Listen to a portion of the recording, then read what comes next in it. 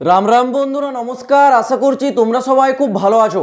বন্ধুরা, India post office GDS new recruitment 2025 এই নতুন নিয়োগ কিন্তু আগামীকাল 29/1/2025 থেকে শুরু হতে চলেছে।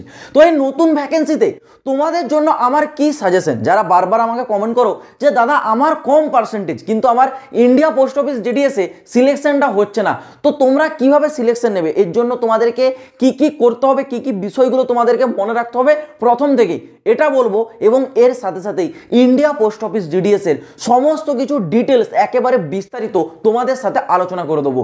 যারা ইন্ডিয়া পোস্ট অফিস জিডিএস নতুন নিয়োগের অপেক্ষায় আছো, ভিডিওটা কমপ্লিট দেখো, কারণ আগামী কাল থেকে তোমাদের কিন্তু নোটিফিকেশন জারি হয়ে হয়তো আবেদনটাও শুরু হয়ে যাচ্ছে। তো তার জন্য বলবো ভিডিওটা পুরো কমপ্লিট দেখো। ফর্ম অ্যাপ্লাই করার আগে কিছু কিছু বিষয় যেগুলো তোমাদেরকে আগে থেকে একেবারে সতর্কতা মেনে কিন্তু চলতে হবে। তো যাই হোক, বেশি দেরি না করে একেবারে মূল ভিডিওর দিকে আসা যাক। প্রথমত, এইবার 2024 সালে ইন্ডিয়া পোস্ট অফিসের যে নতুন নিয়োগ, সেখানে শূন্য পদ কত থাকতে চলেছে, এটা সব থেকে বড় একটা বিষয় যে এইবারে শূন্য পদ কত থাকবে। দেখো, গত কয়েকটা ভিডিওতে আমরা যেটুকু বুঝতে পেরেছি, জিডিএস ইউনিয়নের মহাসচিব এসে কিন্তু আমাদেরকে এই আপডেটটা দিয়েছে যে 25,000 প্লাস তোমাদের ভ্যাকেন্সি থাকবে। তাও আমি তোমাদেরকে মোটামুটি অ্যাপ্রক্সলি আন্দাজ দিয়ে রাখছি, কারণ জিডিএস প্রতি বছরই প্রায় 1 লাখের কাছাকাছি শূন্যপদ জারি করে 2 বার মিলে। আর যেহেতু তোমাদের এটা প্রথম রিক্রুটমেন্ট, তোমরা ধরে রাখতে পারো 2025 সালে প্রথমেই তোমরা 35,000-এর কাছাকাছি কিন্তু শূন্যপদ পেয়ে যাচ্ছ ইন্ডিয়া পোস্ট অফিস জিডিএসে, মানে 30,000 প্লাস কিন্তু তোমাদের শূন্যপদ থাকতে পারে। এবার আসি তোমাদের পোস্ট নেম। দেখো, জিডিএসে যখন তোমরা আবেদন করবে, সেখানে কিন্তু 3 প্রকারের পোস্ট থাকবে। থাকবে তোমাদের বিপিএম মানে ব্রাঞ্চ পোস্ট মাস্টার, থাকবে ABPM assistant branch post master, আর থাকবে জিডিএস মানে গ্রামীণ ডাক সেবক। দেখো, 3টে পোস্টের জন্য কোয়ালিফিকেশন একই, যেমন মাধ্যমিক পাস বা 10 পাস থাকে সেটাই থাকবে, কিন্তু 3টে পোস্টের কাজ আলাদা এবং তার অনুমানে যে স্যালারি সেটাও কিন্তু আলাদা আলাদা হয়। কেমন? দেখো, যারা বিপিএমে যাবে, বিপিএম হচ্ছে একটা অফিসিয়াল পোস্ট। বিপিএম মানে ব্রাঞ্চ পোস্ট মাস্টার।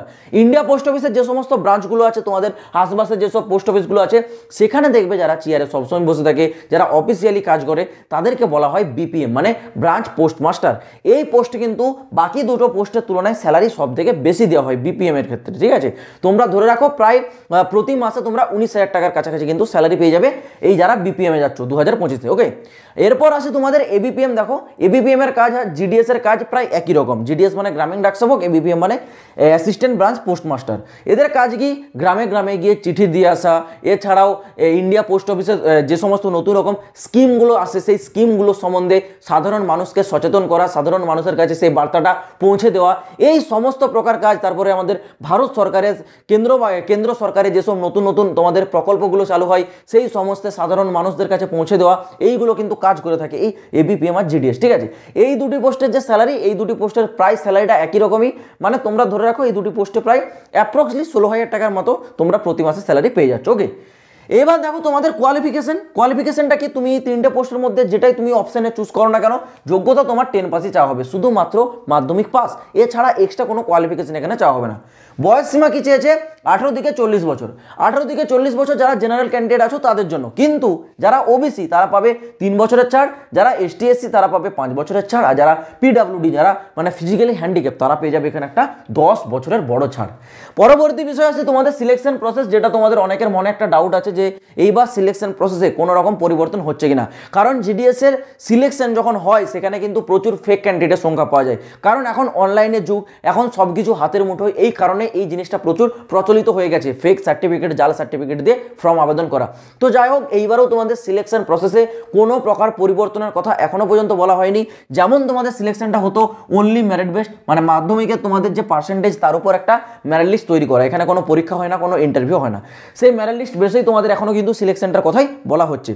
তারপর আছে তোমাদের এখানে ইস্যু অফ অনলাইন নোটিফিকেশন, মানে এর অনলাইন নোটিফিকেশনটা কবে আসবে। দেখো, এর আগে একটা নোটিশ এসেছিল, সেখানে কিন্তু ইন্ডিয়া পোস্ট অফিসের সমস্ত ডিটেলস উল্লেখ করা ছিল।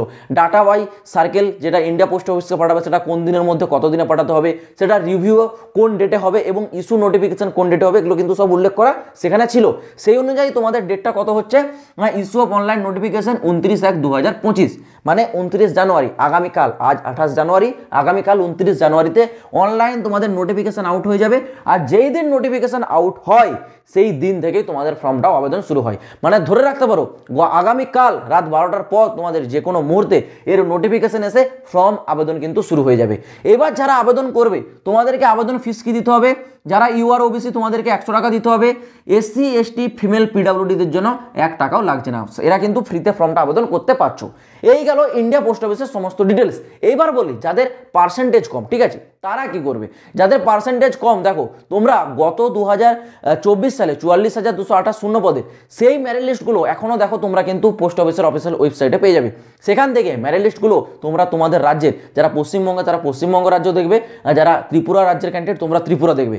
সমস্ত প্রকার লিস্টগুলোকে ডাউনলোড করো, ডাউনলোড করে দেখো লোয়েস্ট কাট অফ, প্রতিটা লিস্টের লোয়েস্ট কাট অফ কোন ডিভিশনগুলোতে যাচ্ছে সেই ডিভিশনগুলো তোমরা চুজ করতে পারো। আদারওয়াইজ তোমরা যদি আমাকে বলো যে দাদা তুমি এই ধরনের একটা ভিডিও নিয়ে আসো যে কোন ডিভিশনে বা কোন সার্কেলে সব থেকে কাট অফ কম যায়, তাহলে এগুলো নিয়ে আমি তোমাদের সামনে কিন্তু আগামী একটা ভিডিও নিয়ে আসবো। তার জন্য তোমাদের আমি কমেন্ট একটু দেখতে চাই, অবশ্যই কিন্তু কমেন্ট করবে।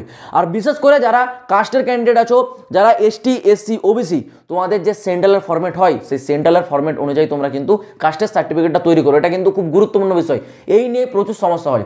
ওবিসির জন্য একটা সেন্ট্রাল আলাদা ফরম্যাট, এসটি এসসি দুটো কাস্টের জন্য একটা ফরম্যাট হয়, আর যারা ইডাব্লিউএস তোমাদেরও কিন্তু একটা আলাদা ফরম্যাট হয়। এই অনুযায়ী তোমরা কিন্তু তোমাদের কাস্টের যে সার্টিফিকেট সেটা তৈরি করে রাখবে। আদারওয়াইজ জিডিএস সিলেকশনের কথা কিন্তু না হলে তোমাদেরকে মাথা থেকে মুছে ফেলতে হবে। এই কারণে বলছি সেন্ট্রালের সার্টিফিকেট খুব মাস্ট, এটা কিন্তু তোমরা তৈরি করে রাখো। আর বাকি তোমাদের ইন ফিউচার যে আপডেট আসবে সমস্ত আপডেট আমি তোমাদের সাথে শেয়ার করে দেবো। তার জন্য তোমাদেরকে এই চ্যানেলটাকে সাবস্ক্রাইব করে চ্যানেলটার সাথে যুক্ত হয়ে থাকতে হবে। তো চলো বন্ধুরা, আজ ভিডিওটা এই পর্যন্ত থাক, দেখা হচ্ছে আবার পরের ভিডিওতে নতুন কোনো আপডেটের সাথে। জয় হিন্দ, বন্দে মাতরম।